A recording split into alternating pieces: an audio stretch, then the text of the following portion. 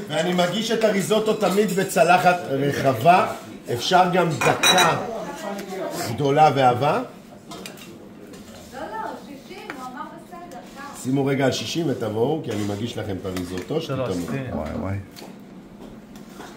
זהו, כבר שתה הכל, אחרי 5 דקות מנוחה הזאת, כן? זה גם אחרי המנוחה, בוודאי. בסדר?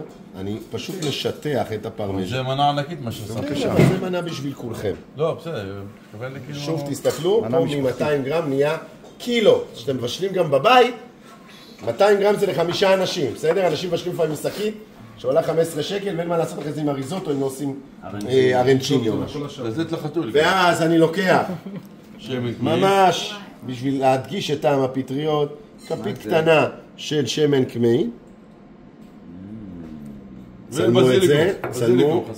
אפשר לשים בזיליקום, זה לא חובה כי זה ריזוטו פטריות. איפה הצלם שלנו? תסתכל אליי, תסתכל. כן. לא, תסתכל עם חיוך. ריזוטו פטריות, תעשה וידאו אפילו, עם כל הלהבות וזה. עכשיו זה הזמן שלכם לטעום ולהגיד את דעתכם, ובעיקר להרגיש מה זה על דנטה. בסדר?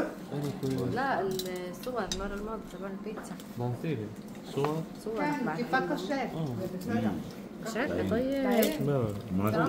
אסור להגיד שזה קשה, כי זה מה שהוא הסביר. טעים.